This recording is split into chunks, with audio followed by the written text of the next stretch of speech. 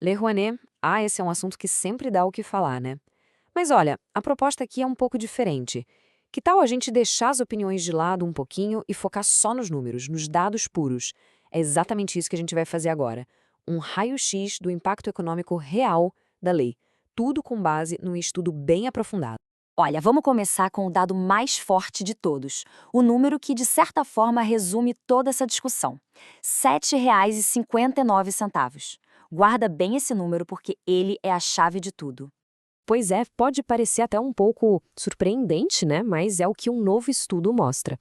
Para cada real, um único real investido em cultura pela Lei Rouanet, a economia do Brasil vê um retorno de R$ 7,59.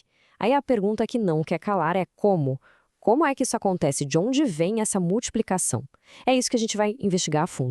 Ok, para a gente entender essa conta, de onde vem esses quase R$ 8 de volta, a gente precisa dar um passo atrás. Primeiro, de onde saíram esses dados? E afinal, o que é exatamente a Lei Rouanet? Então vamos lá, de um jeito bem simples. Muita gente pensa que a Lei Rouanet é o governo dando dinheiro direto, mas não é bem assim. Na verdade, é um mecanismo de incentivo.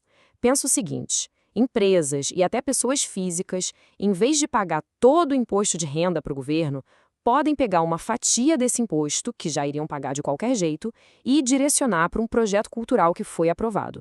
Ou seja, é a sociedade escolhendo apoiar a cultura. E a fonte daquela informação de 7,59?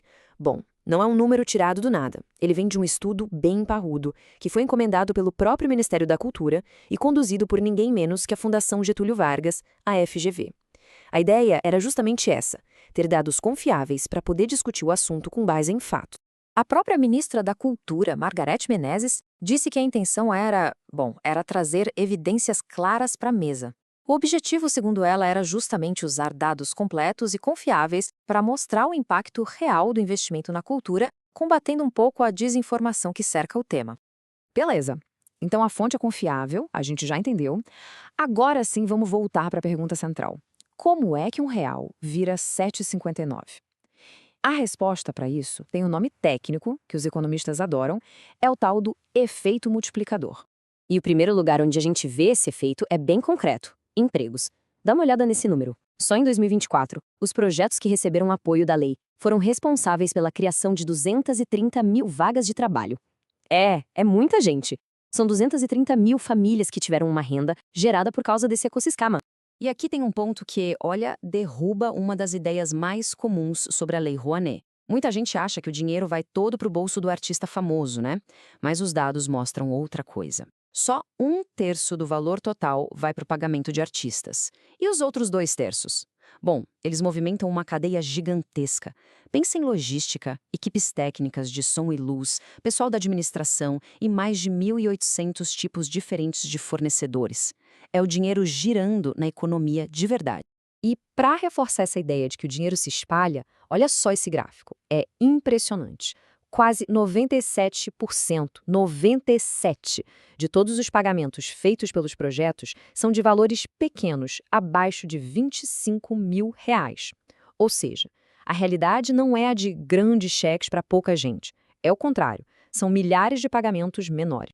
Então, a grande conclusão aqui é essa: o dinheiro não fica parado, não fica concentrado na mão de poucos. Ele se espalha, como se fossem pequenas veias, sabe? Alcançando milhares de profissionais e pequenas empresas. O estudo usa uma palavra ótima para isso: um efeito capilarizado de distribuição de renda. O dinheiro chega na ponta. Ok, a gente já viu que o dinheiro se espalha entre vários profissionais e empresas. Mas e no mapa do Brasil? Como ele se distribui pelo país? Aí a história fica bem interessante, porque ela tem, digamos, duas camadas. Se a gente olhar para o valor bruto, para o volume total de dinheiro, a foto é essa.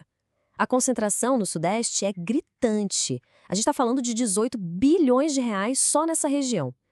Claro, isso não é uma surpresa total, né? Acaba refletindo a própria concentração da economia do país. Mas, como foi dito, essa é só uma parte da história. Se a gente parar por aí, a gente perde o movimento mais importante que está acontecendo por baixo dos panos em outras regiões do Brasil. E a outra parte da história é essa aqui. Em vez de olhar para o dinheiro, vamos olhar para o crescimento da quantidade de projetos nos últimos anos. E aí, o mapa vira de cabeça para baixo. O Nordeste e o Norte tiveram um crescimento de mais de 400%.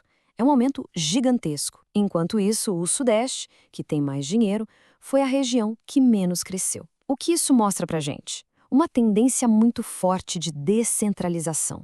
A cultura está se espalhando pelo Brasil. Certo. Com esse diagnóstico em mãos, com todos esses dados, a pergunta agora é: e daqui para frente? O que está sendo feito? Pelo que o estudo aponta, o foco é em duas coisas: ser mais eficiente na gestão e acelerar essa descentralização que já está acontecendo. E em termos de eficiência, já tem resultado concreto. Olha só a diferença. Em 2022, um projeto levava mais de 100 dias para ser analisado. A meta para 2025 é que esse tempo caia para 35 dias. Isso, na prática, é uma mudança enorme. Significa menos burocracia e o recurso chegando mais rápido na mão de quem vai fazer o projeto acontecer. E sobre a descentralização, também existe um plano de ação. Hoje mesmo já estão rolando ações para qualificar produtores lá no Nordeste. A ideia é que esse impulso comece a dar resultado no Norte já em 2026 e depois no Centro-Oeste em 2027. Ou seja, é um esforço planejado para tentar equilibrar esse jogo e distribuir melhor as oportunidades pelo país. Bom, e para fechar, fica uma reflexão. O que todos esses números mostram é que a cultura não é só arte, não é só expressão. Ela é também um motor econômico muito poderoso. Então a pergunta que fica no ar é a seguinte: agora que está claro que cada real investido se multiplica por mais de 7, como é que o Brasil pode usar essa ferramenta de um jeito ainda mais inteligente, mais estratégico, para gerar desenvolvimento de verdade em todas as regiões? Pensar nisso pode ser pensar num pedaço importante do futuro do país.